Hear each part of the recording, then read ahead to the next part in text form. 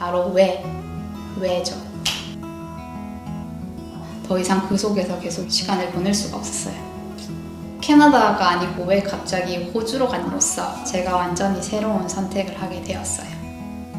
지금까지 제가 쭉 얘기를 한 거를 다 보시고 나서 결론적으로 안녕하세요, 둥근이에요. 오늘은 제가 한국에서 약사로 일을 하다가 그만두고 왜 호주로 이민을 오게 됐는지 그 이유에 대해서 이야기를 해보려고 해요. 지난번 영상에서 제가 7년 동안 호주 영주권을 받고 캐나다 영주권을 받을 때까지 무슨 일이 있었는지 그 여정을 쭉 말씀을 드렸었거든요. 그 영상을 먼저 보시면 오늘 할 이야기 그리고 앞으로 할 이야기들을 이해하는 데 도움이 될 거예요. 꼭 먼저 봐주세요. 앞에 영상에서 제가 언제, 어디서, 누가, 무엇을, 어떻게까지 다 말씀을 드렸는데요. 하나가 빠졌어요. 바로 왜죠. 지난번 영상을 올리고 나서 제가 호주에서 그렇게 고생을 해서 영주권을 받고 나서 약사로 지금 일을 하고 있는데 왜 캐나다로 다시 이주를 하느냐 궁금해하시는 분들이 많았거든요. 그 이유를 설명하기 전에 제가 왜 약사가 됐는지 그리고 왜 호주로 이민을 왔는지 그 얘기를 먼저 해드려야 돼서 오늘 영상을 찍어요. 그럼 제가 왜 약사가 됐는지부터 시작해 볼게요. 지난번 영상에서 제가 말씀드린 것처럼 한국에 있을 때 저는 진짜 안정적인 선택만 하면서 살아온 사람이었어요. 제가 대학교 진학할 때 저는 제 꿈이 뭔지 제가 진짜 꼭 하고 싶은 게 뭔지 이런 생각을 깊이 해본 적이 없었어요. 그냥 수능 점수에 맞춰서 갈 만한 전공을 찾다 보니까 약대가 눈에 들어온 거예요. 좀 재미없는 이유죠. 제가 약대에 꼭 가고 싶었으면 가나다군 전부 약대로 썼겠죠. 근데 그러지 않았어요. 그래서 학과도 다 다른 합격증 3장을 놓고 이제 고민을 시작한 거죠. 가족 친지들은 전부 다 과는 별로 안 중요하다면서 무조건 서울대를 가야 된다면서 그냥 전부 다 그렇게 입을 모아서 얘기를 했어요. 학교 간판을 떠나서 과 자체가 공부하는 게 재밌을 것 같기도 했거든요. 그래서 좀 고민을 많이 했는데 결국 19살에 저는 지방국립대 약대를 선택했어요. 졸업 후에 진로가 안정적이라는 이유에서요. 대학 면접 때 왜 약대에 지원했냐라는 질문을 받았을 때도 저는 그렇게 대답했었어요. 안정적인 직업이라서 선택했습니다. 그렇게 약대를 들어가고 졸업할 때가 다가올 때까지 저는 하고 싶은 일이 없었어요. 뭐 약국, 병원, 제약회사, 공무원, 대학원 이 정도가 이제 크게 많이 생각하는 선택지들인데 제 마음을 끌어당기는 직업은 없었거든요. 그래서 결국은 유일하게 제가 미리 경험해볼 수 있었던 병원 약사를 선택하게 된 거예요. 짧게 병원 실습을 나갔었거든요. 4년 동안 일했던 병원 약사를 그만둘 때 처음으로 익숙한 안정감에서 한번 벗어나 보고 싶다 하는 그런 생각을 하게 됐어요. 그리고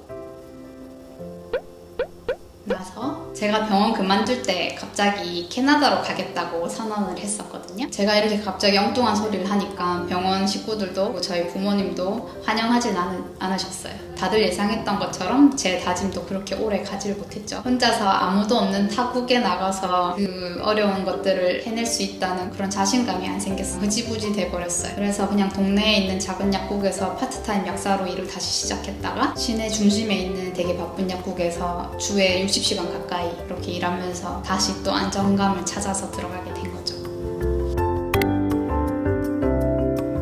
그런데 그 비좁고 바쁜 약국에서 1년 정도 일하는 동안 저는 제가 19살 때 내린 결정을 후회하고 또 후회하게 되었어요.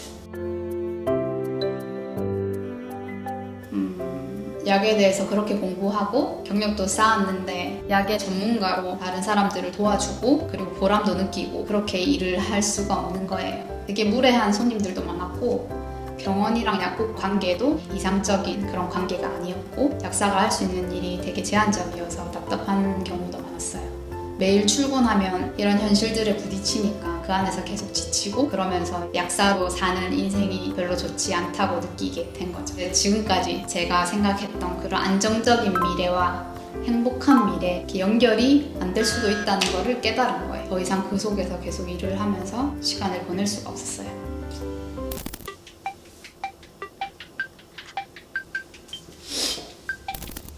그래서 약국에서 일한 지 한 1년 정도 됐을 때 이제 더 이상 늦기 전에 진짜 새로운 도전을 해봐야 되겠다라고 생각을 하게 됐고, 이번에는 이제 생각만 하는 게 아니고 그 생각을 실행으로 옮기게 된 거예요. 근데 왜 캐나다가 아니고 갑자기 호주로 가게 됐냐고요? 지금까지 말씀드린 제 인생 중에 호주라는 옵션은 단 한 번도 나오질 않았죠. 그때는 지인이었고 지금은 제 남편인 민뚱이를 만남으로써 제가 완전히 새로운 선택을 하게 되었어요.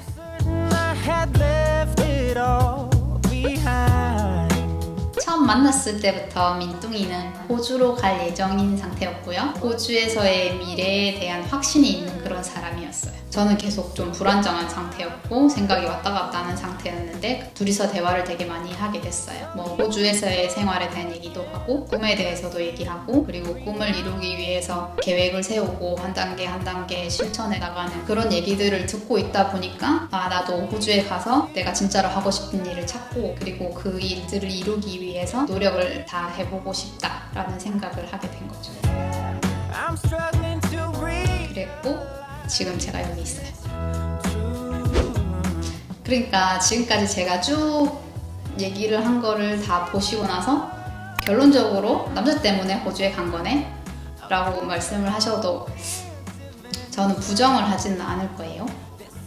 왜냐하면 호주에 오고 나서 제가 경험하고 느낀 것들, 그런 걸 바탕으로 호주가 왜 좋은지, 호주에서 왜 살고 싶은지 그런 얘기들을 얼마든지 할 수 있지만 제가 그 사람을 만나기 전에는 호주에 와서 산다는 생각을 해본 적이 없었으니까요. 네, 오늘 이야기는 여기까지고요. 로중이야, 구독, 좋아요 해주세요. 알림이야, 그거 얘기하는 거야. 그러니까 어떤 걸 보고 싶으면 구독해달라고 하는지 그 얘기 지금 생각하는 건데, 그러면 오늘 다 못다한 이야기들, 처음에 말씀드렸던 제가 왜 호주에 왔는데 다시 캐나다로 가는지 그런 얘기들 궁금하시면 구독 해주시고 알림 설정도 해달라고 말해야 된다던데요.